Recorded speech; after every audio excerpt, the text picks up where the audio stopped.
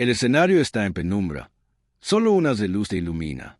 El silencio es denso. Miras a la audiencia y hablas en un tono casi confidencial, pero cortante. Su cuerpo les está gritando. En este preciso instante, mientras están sentados ahí, les grita a través de esa tensión en el cuello, de ese ardor en el estómago, de ese cansancio que ni 10 cafés pueden disipar. Y ustedes, con una maestría digna de un espía, han aprendido a ignorarlo.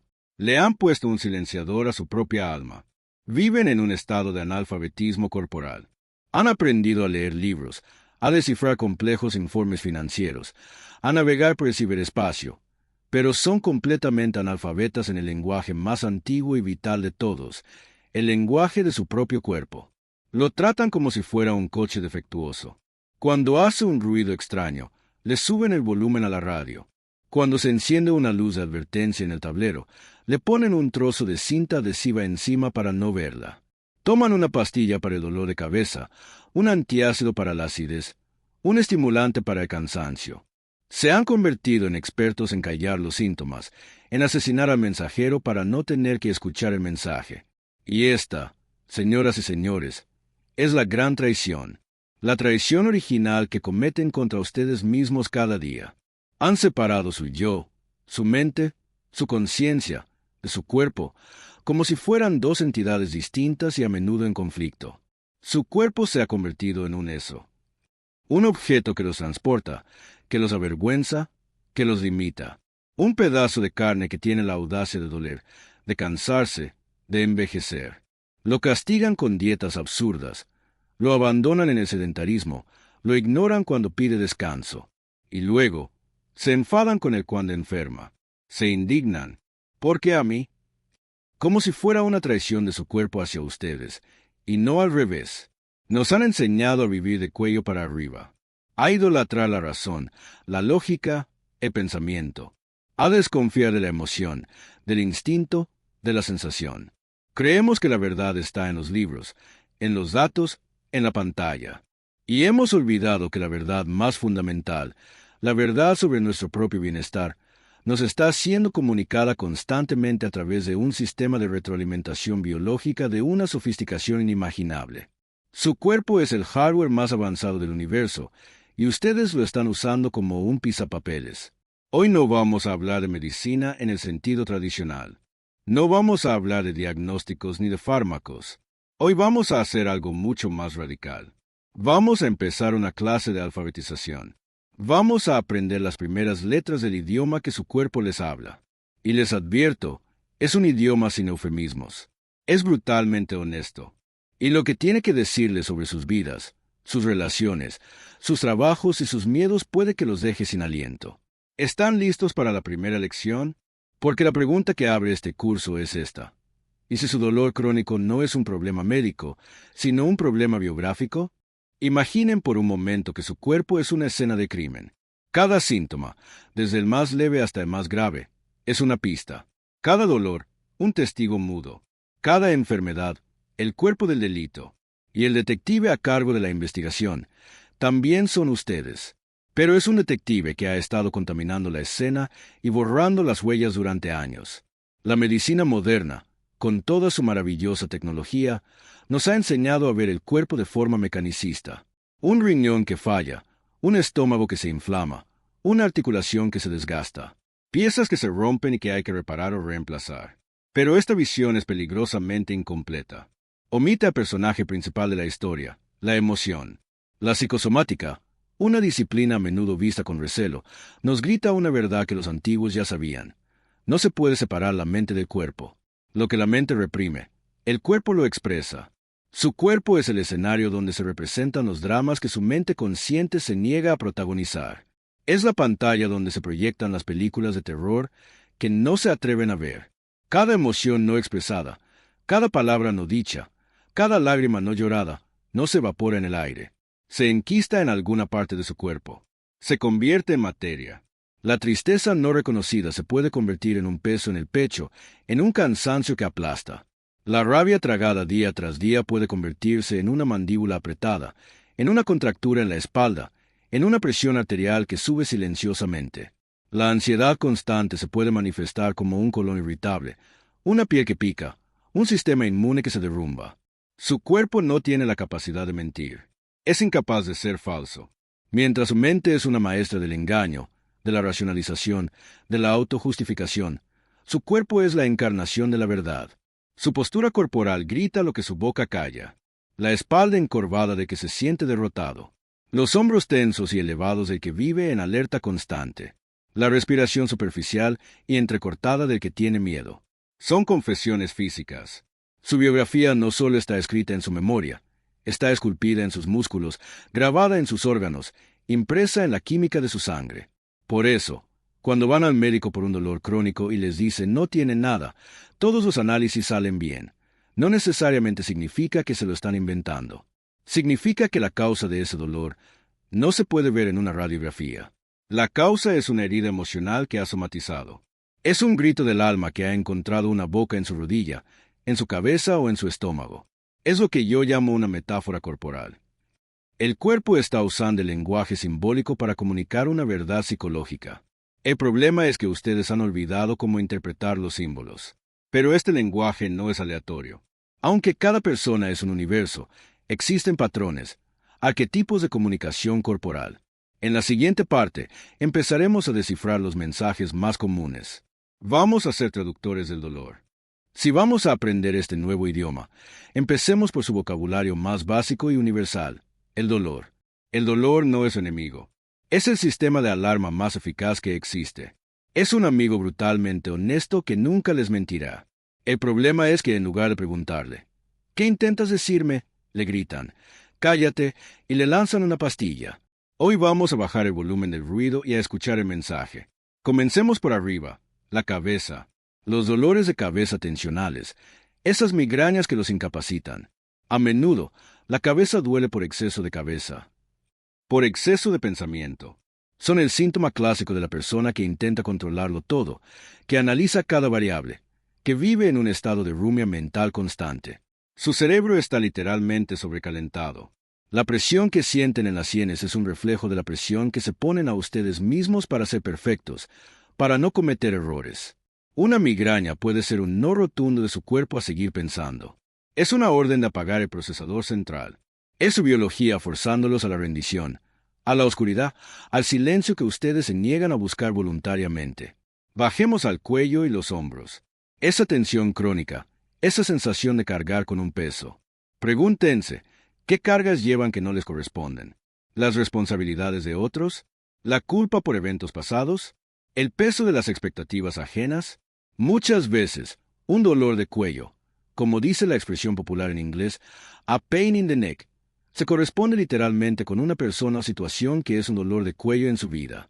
Sus músculos están representando físicamente la tensión emocional de lidiar con algo o alguien que les resulta insoportable.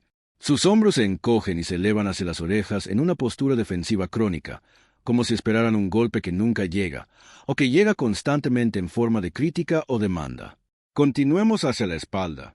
La columna vertebral es nuestro soporte. Un dolor en la parte baja de la espalda puede estar hablando de una sensación de falta de apoyo en la vida, ya sea financiero o emocional. Un miedo profundo a no poder sostenerse. El dolor en la parte alta de la espalda, entre los omóplatos, a menudo se relaciona con la carga emocional, con la tristeza o la rabia guardada. Es el lugar donde guardamos los afectos no expresados, donde nos sentimos apuñalados por la espalda por una traición. Y llegamos al centro neurálgico de la emoción, el estómago. El sistema digestivo es nuestro segundo cerebro. Todas las expresiones lo dicen. No puedo tragar esta situación. Esto me revuelve el estómago. Siento mariposas en la panza. La acidez, el reflujo, el colon irritable, son a menudo el grito de un sistema nervioso simpático hiperactivo.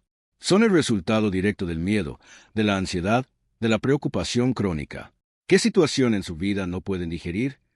¿Qué emoción se han tragado que los está consumiendo por dentro? Esto no es una ciencia exacta, es un arte interpretativo, pero es un punto de partida. Es empezar a ver su dolor no como un fallo mecánico, sino como una carta cifrada. Una carta que les ruega que presten atención a su vida emocional. Pero el cuerpo no solo habla con dolor. A veces, antes del grito, susurra. Y esos susurros son aún más fáciles de ignorar. El dolor es un grito. Es imposible de ignorar por completo. Pero antes de que su cuerpo recurra a gritar, pasa mucho tiempo susurrando. Y sus susurros más comunes y más ignorados son el cansancio crónico y la niebla mental. Han normalizado vivir exhaustos. Han aceptado que tener la mente nublada es parte de ser adulto. ¡Qué tragedia! Pensemos en el cansancio crónico. No el cansancio normal después de un día de trabajo duro, sino ese agotamiento profundo, existencial, que no se va ni con 10 horas de sueño. Lo atribuyen a la edad, al estrés, a la mala alimentación. Pero, ¿y si fuera algo más? ¿Y si su cansancio crónico no fuera una falta de energía, sino una retirada estratégica de la energía? ¿Y si su cuerpo, en su infinita sabiduría, se estuviera negando a proporcionar combustible para una vida que no le satisface?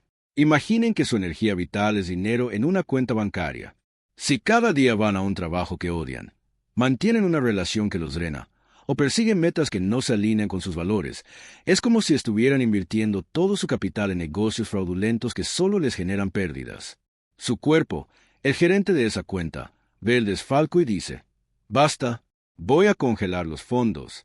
No voy a liberar más energía para que la sigas desperdiciando en esta vida que te está matando lentamente». Su agotamiento es una huelga.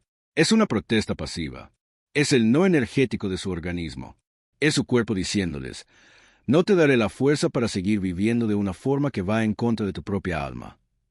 Es una medida de protección, aunque se sienta como una condena. Y luego está la niebla mental. Esa sensación de tener el cerebro lleno de algodón. La dificultad para concentrarse, los olvidos constantes, la incapacidad para pensar con claridad. De nuevo, lo atribuyen al estrés, a la falta de sueño, la cual es a menudo consecuencia, no causa. Pero la niebla mental también puede ser una estrategia de supervivencia de la psique. Cuando la realidad es demasiado dura, demasiado dolorosa o demasiado abrumadora, la mente crea una niebla para protegerlos. Es un mecanismo de disociación de bajo grado. Es como si el cerebro bajara el brillo y el contraste de la pantalla de la vida para que los colores hirientes no duelan tanto. Si viven en un estado de ansiedad constante, su mente no puede estar clara y enfocada. Está demasiado ocupada escaneando el horizonte en busca de amenazas. Si están profundamente infelices en su situación actual, la niebla mental puede ser una forma de anestesia, una manera de no tener que enfrentar la cruda y dolorosa verdad de su propia insatisfacción. No es que estén perdiendo la memoria, es que su mente está intentando activamente no crear recuerdos claros de un presente que duele. Es una forma de escapismo interno. El cansancio y la niebla mental no son fallos de su sistema. Son susurros desesperados. Son la luz de batería baja de su ser. Son la invitación a detenerse y preguntarse: ¿para qué vida estoy intentando usar esta energía? ¿Es una vida que me carga o una vida que me descarga? Estos son los métodos pasivos de comunicación. Pero cuando los ignoran durante demasiado tiempo, su cuerpo puede decidir pasar a la ofensiva. Hemos escuchado los susurros. Ahora, prepárense para el motín. Cuando el cuerpo ha susurrado en cansancio y irritado en dolor, y ustedes siguen sin escuchar, puede recurrir a su táctica más extrema, el sabotaje activo. Puede orquestar una enfermedad o incluso un accidente para conseguir por la fuerza lo que no le han querido dar voluntariamente. Piénsenlo bien.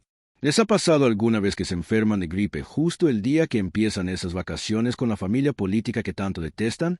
¿O que les da una migraña paralizante la mañana de esa presentación que los aterraba? ¿O que sufren un esguince tonto que los obliga a cancelar un proyecto que los estaba consumiendo? La mente consciente lo llama mala suerte, casualidad, ironía. La mente profunda lo llama misión cumplida. Esto no es pensamiento mágico. Es el poder de la psique sobre la fisiología. Un estado de estrés crónico, como ya sabemos, debilita el sistema inmunológico. Si ustedes están secretamente desesperados por no ir a ese viaje, su mente puede deprimir aún más sus defensas, dejándolos vulnerables al primer virus que pase. Su cuerpo no decide enfermarse en el sentido consciente, pero su estado psicoemocional crea las condiciones perfectas para que la enfermedad florezca en el momento más oportuno. La enfermedad se convierte en la excusa socialmente aceptable para decir el no que no se atrevieron a pronunciar. Nadie les va a discutir una fiebre de 39 grados. Su cuerpo ha hablado por ustedes, de la forma más dramática posible. Y luego están los accidentes. Por supuesto, existen accidentes puramente fortuitos. Pero muchos de los pequeños tropezones de la vida no son tan accidentales.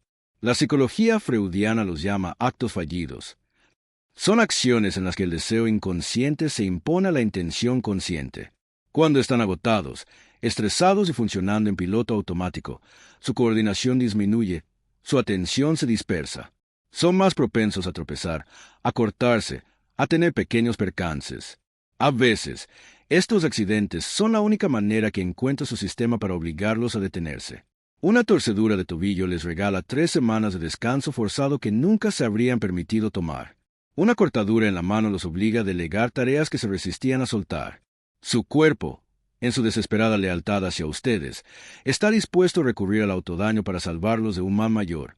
El colapso total por agotamiento o la continuación de una vida que los está destruyendo espiritualmente. Es como un soldado que se dispara en el pie para que lo saquen de una guerra que no puede ganar. Es una lógica brutal, pero desde la perspectiva de la supervivencia del organismo como un todo, tiene un sentido terrible. Su cuerpo prefiere una fractura ósea a una fractura del alma. Prefiere una infección viral a una infección existencial. Estos actos de rebelión son la señal de alarma definitiva. Son la prueba de que han ignorado todas las comunicaciones anteriores. Demuestran la profundidad de la desconexión, de la traición que han cometido contra su propio ser. Pero, ¿cómo llegamos a este punto? ¿Cómo aprendimos a ser tan sordos, tan ciegos, tan brutalmente indiferentes a la sabiduría de nuestro propio cuerpo? El sabotaje del cuerpo parece un acto de guerra, pero no es una agresión. Es una consecuencia. La consecuencia de una traición mucho más antigua y profunda. La traición de haber abandonado su propio cuerpo. Se han exiliado de su única y verdadera patria y viven como refugiados en la tierra árida de su propia mente. Observen cómo hablan. Dicen, mi cuerpo. Me duele el cuerpo. Mi cuerpo me ha fallado. Como si fuera una posesión. Un coche, una casa, una mascota problemática. No dicen, yo estoy dolorido. Dicen, me duele la cabeza. Han creado una dualidad, una separación entre un yo pensante, etéreo y superior, y un cuerpo físico, denso e inferior. Se han identificado por completo con su mente, con su ego, con su corriente de pensamientos. Se han convertido, en esencia, en un cerebro en una jarra, que va por la vida siendo transportado por una máquina de carne y hueso a la que apenas prestan atención, salvo cuando exige algo o se descompone. Esta es la esquizofrenia fundamental de la cultura occidental moderna.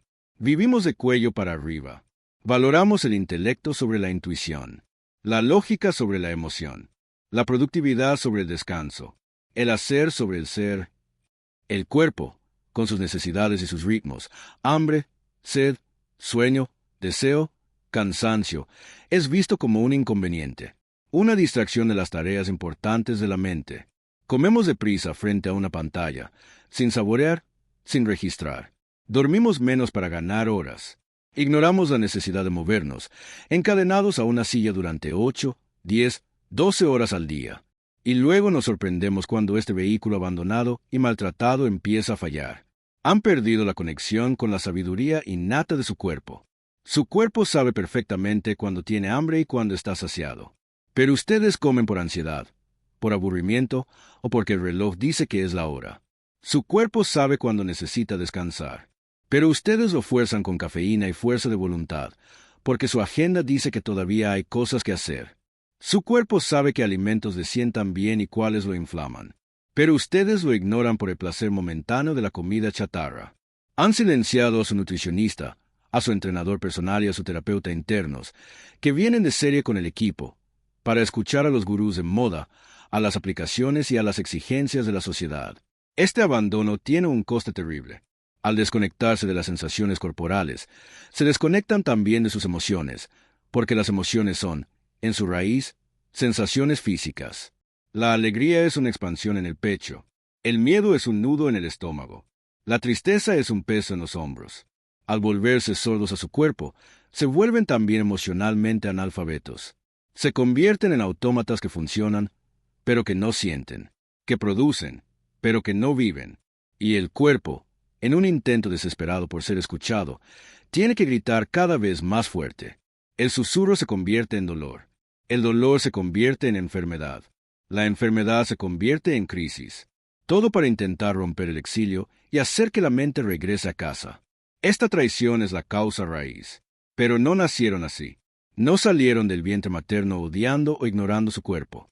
Esta sordera es una condición aprendida.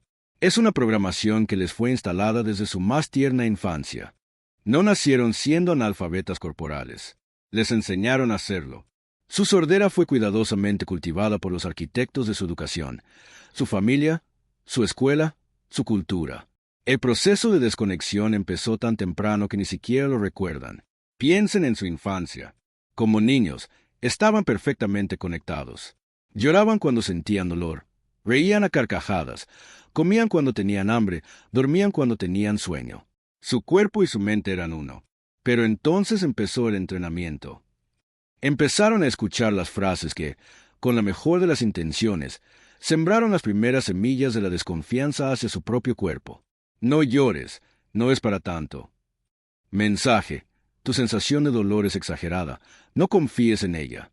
Los niños grandes no tienen miedo. Mensaje: tu sensación de miedo es inapropiada, reprímela. Termínate todo lo del plato, hay niños que no tienen que comer. Mensaje: tu sensación de saciedad es irrelevante, ignórala. No estás enfermo, solo eres un flojo que no quiere ir a la escuela. Mensaje: tus sensaciones de malestar son una mentira para manipular, no son reales. Poco a poco, aprendieron la lección fundamental. Mis sensaciones internas no son fiables. Los adultos saben más que mi propio cuerpo. La lógica externa es más importante que mi verdad interna. Empezaron a dudar de sí mismos. Empezaron a desconectarse. Para ser un buen niño, para ser amados y aceptados, tuvieron que traicionar la sabiduría innata de su organismo. Tuvieron que empezar a vivir de cuello para arriba, en el mundo de las reglas y las expectativas externas. Luego llegó la escuela, la institución que canoniza la supremacía de la mente. Horas y horas sentados, quietos, en silencio. El cuerpo, con su necesidad de moverse, de estirarse, de expresarse, es visto como un enemigo de la disciplina y el aprendizaje. Se premia a que puede permanecer inmóvil y en silencio por más tiempo. Se castiga a que se inquieta, a que se distrae. El mensaje es claro. Tu cuerpo es una distracción, un obstáculo para el verdadero trabajo, que es el trabajo intelectual. Y finalmente, la cultura adulta termina la obra. Vivimos en la dictadura de la productividad. El hustle culture. Se glorifica a quien duerme menos, a quien trabaja más, a quien nunca se toma un descanso. Descansar es de débiles. Sentir es de inestables. El cuerpo ideal es el que no molesta, el que rinde sin quejarse. Es una máquina eficiente. Hemos interiorizado tanto esta ideología que nos sentimos culpables por descansar, por enfermarnos, por no ser productivos un domingo por la tarde. Sentimos culpa por tener un cuerpo con límites, con necesidades, con ritmos. Así se construyó su sordera. Fue un proceso lento, metódico y casi invisible. No es su culpa. Fueron programados para ignorar la voz de su aliado más leal. Pero el hecho de que no sea su culpa no significa que no sea su responsabilidad. Ahora, como adultos, tienen la capacidad y la obligación de desaprender, de desinstalar ese software defectuoso, de empezar, conscientemente, el arduo pero liberador proceso de volver a aprender el idioma que una vez fue su lengua materna. Es hora de la primera clase de alfabetización. Si su sordera fue aprendida, la capacidad de escuchar también puede serlo. Reaprender el lenguaje del cuerpo no requiere un don especial. Requiere intención, práctica y paciencia. Requiere que se conviertan en un detective de su propio mundo interior. Hoy les daré 3 herramientas prácticas, 3 ejercicios para empezar a descifrar los mensajes que su cuerpo les envía. Son su diccionario y su gramática inicial. La primera herramienta es escaneo corporal diagnóstico. Esto no es una meditación para relajarse. Es una exploración activa en busca de información. Tómense 5 minutos al día. Siéntense o acuéstense en silencio. Cierren los ojos y empiecen un viaje consciente por su cuerpo, de los pies a la cabeza. Pero no lo hagan de forma pasiva. Hagan preguntas. Pies, ¿cómo están? Tensos, relajados, fríos, calientes. Rodillas, ¿sienten alguna molestia? Estómago, ¿estás apretado, suelto, inflamado? Pecho, ¿tu respiración es profunda o superficial? Hombros, ¿están cerca de mis orejas o relajados? Conviértanse en un periodista entrevistando a cada parte de su cuerpo. Y cuando encuentren una zona de tensión o dolor, no intenten cambiarla. Solo obsérvenla con curiosidad. Pregúntenle, tensión en mi mandíbula. ¿Qué forma tienes? ¿Qué color? Si pudieras hablar, ¿qué me dirías ahora mismo? Puede que no obtengan una respuesta clara al principio, pero están reabriendo una línea de comunicación que ha estado cortada por décadas. Están demostrándole a su cuerpo que, por fin, alguien está escuchando. La segunda herramienta es el diario de síntomas y emociones. Tengan una pequeña libreta a mano. Cada vez que sientan un síntoma físico notable, un dolor de cabeza que empieza, una punzada en el estómago, un ataque de cansancio súbito, anótenlo. Y junto a él, anoten dos cosas más. 1. ¿Qué estaba pasando justo antes en su entorno? Recibí un correo de mi jefe. 2. ¿Qué emoción sentí o reprimí en ese momento? Sentí rabia, pero sonreí y dije que lo haría. El formato sería: síntoma, dolor agudo en el cuello. Contexto: mi madre me llamó para criticar X. Emoción no expresada. Frustración, ganas de gritar. Al cabo de unas semanas, al leer este diario, los patrones se revelarán con una claridad brutal. Verán la conexión directa entre ciertas personas o situaciones y sus síntomas físicos. Su cuerpo les dibujará un mapa de los puntos tóxicos de su vida. La tercera herramienta es la pregunta maestra. Es la más simple y la más poderosa.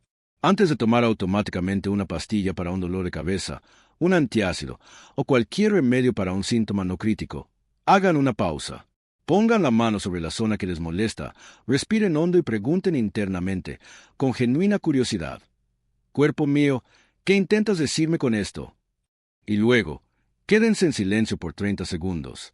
No busquen una respuesta lógica.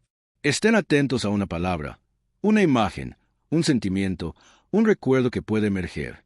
La primera respuesta intuitiva que llegue, por extraña que parezca, suele ser la correcta. Es su sabiduría corporal rompiendo la barrera del ruido mental. Estas herramientas son su puerta de entrada. Son la forma de empezar a traducir el lenguaje corporal.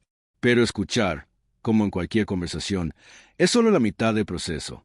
La otra mitad, la más difícil y transformadora, es responder. Han empezado a escuchar. El diario les muestra patrones. El escaneo corporal les revela tensiones. La pregunta maestra les da pistas. Ya saben que su dolor de espalda está conectado con el peso de su trabajo, o que su acidez se dispara con la ansiedad familiar. Ahora, ¿qué? ¿Cuál es la respuesta? Podrían pensar que la respuesta es cambiar las circunstancias externas, cambiar de trabajo, confrontar a su familia. Y sí, a largo plazo, eso puede ser necesario. Pero esa no es la primera respuesta. La primera respuesta, la más radical y sanadora, es interna. Es el permiso para sentir. Han pasado toda una vida construyendo presas. Presas para contener el río de su tristeza. Presas para represar la furia de su rabia. Presas para encerrar el océano de su miedo. Han sido ingenieros de la represión emocional. Y sus síntomas corporales, sus dolores, sus enfermedades, son las grietas en esas presas. Son las filtraciones que anuncian que la estructura está a punto de colapsar bajo una presión insostenible. La respuesta lógica de un ingeniero asustado sería intentar reforzar la presa, tapar las grietas, añadir más hormigón de negación y distracción. La respuesta sabia es entender que la única solución a largo plazo es abrir las compuertas de forma controlada. Su cuerpo no les está pidiendo que cambien el mundo. Les está pidiendo que sientan lo que sienten respecto al mundo. Si su diario les revela que su jaqueca está ligada a la rabia que se tragan en el trabajo, su cuerpo no les está pidiendo que renuncien mañana. Les está pidiendo que se den permiso para sentir esa rabia. La sanación no empieza con la acción externa, empieza con la validación interna. ¿Cómo se siente una emoción de forma segura? No se trata de explotar y gritarle a su jefe. Se trata de crear un espacio privado para la catarsis. Es llegar a casa, cerrar la puerta y permitirse sentir la rabia en su cuerpo. ¿Dónde está? ¿En sus manos que quieren golpear? ¿En su mandíbula apretada? ¿En el calor que sube su cara? Permítanle estar ahí. Golpear una almohada. Gritar en un cojín. Escribir una carta llena de furia que nunca enviarán. El objetivo no es actuar emoción contra otros, sino permitir que la energía de esa emoción se mueva a través de su cuerpo y se libere, en lugar de quedarse estancada y convertirse en dolor. Lo mismo con la tristeza. Si su cansancio crónico les habla de una profunda pena no reconocida, permítense llorar. Pongan esa canción que les rompe el corazón y lloren sin consuelo, sin juzgarse, sin pensar que es una pérdida de tiempo. El llanto es el sistema de limpieza emocional del cuerpo. Las lágrimas de tristeza contienen hormonas del estrés. Al llorar, están literalmente eliminando veneno de su sistema. Nos han enseñado que sentir emociones negativas es malo, que es un signo de debilidad. Es exactamente al revés. La verdadera debilidad es el miedo a sentir. El verdadero coraje es tener la capacidad de sentarse con la propia incomodidad, con el propio dolor, y permitirle ser. Su cuerpo no les pide que sean felices. Les pide que sean honestos. Al darse permiso para sentir, le quitan la presión al cuerpo. Ya no necesita gritar el mensaje a través del dolor, porque ustedes lo están escuchando y procesando a nivel emocional. Pero este no es el final del viaje, porque el cuerpo no solo habla de lo que está mal. Hemos pasado este tiempo enfocados en el lenguaje del malestar, el dolor, la fatiga, la enfermedad. Hemos aprendido a ver los síntomas como gritos de auxilio. Y esto es fundamental. Pero sería una tragedia detenernos aquí, porque si solo aprenden a escuchar el dolor, su cuerpo seguirá siendo un sistema de alarma, y se perderá la mitad más hermosa y profunda de su lenguaje, el lenguaje del bienestar, de la guía, de la alegría. Su cuerpo no solo les habla de lo que está mal, les susurra constantemente el camino hacia lo que está bien. Además de ser un sistema de alarma, su cuerpo es su brújula más precisa. Es la sede de su intuición. ¿Han sentido alguna vez una corazonada? No sé por qué, pero siento que no debo ir. Un nudo en el estómago ante una persona que sonríe demasiado. Eso no es pensamiento mágico. Es su cuerpo procesando miles de datos no verbales, microexpresiones, tono de voz, lenguaje corporal, a una velocidad que su mente consciente no puede igualar, y les entrega la conclusión en forma de una sensación física visceral. Es su sistema de detección de verdades y mentiras. Al aprender a escuchar a su cuerpo, no solo sanan su dolor, sino que ganan acceso a su consejero más sabio. Empiezan a tomar decisiones que no solo suenan lógicas, sino que se sienten correctas en cada célula de su ser. Confiar en su gut feeling, instinto visceral, es la máxima expresión de la alfabetización corporal. Y luego está el lenguaje de la alegría. Nos hemos enfocado en el grito, pero hemos ignorado el canto. Su cuerpo también les habla a través de la expansión, de la ligereza, de la vitalidad. ¿Cómo se siente su cuerpo cuando están con esa persona que los ama incondicionalmente? Ligero, abierto, con el pecho expandido. Ese es su cuerpo diciéndose: esto es nutritivo. Más de esto. ¿Cómo se sienten cuando están inmersos en esa actividad que aman, ese hobby, ese trabajo creativo? Energizados, vibrantes, pierden la noción del tiempo. Ese es su cuerpo diciéndose: este es tu propósito, este es tu flujo. El objetivo final de este viaje no es simplemente llegar a un estado neutro de ausencia de dolor, es llegar a un estado de presencia vibrante. Es aprender a identificar y cultivar activamente las personas, lugares y actividades que hacen que su cuerpo cante. Es usar su cuerpo no solo como un diagnosticador de problemas, sino como un buscador de alegría. Es pasar de «porque me siento mal» a «¿qué me hace sentir verdaderamente vivo?». La reconciliación final con su cuerpo ocurre cuando dejan de verlo como un potencial traidor o una máquina defectuosa y empiezan a honrarlo como su compañero más sagrado, su gurú más sabio y su fuente más directa de verdad y placer. Es entender que la mente puede mentir, pero el cuerpo siempre guarda la partitura de su alma.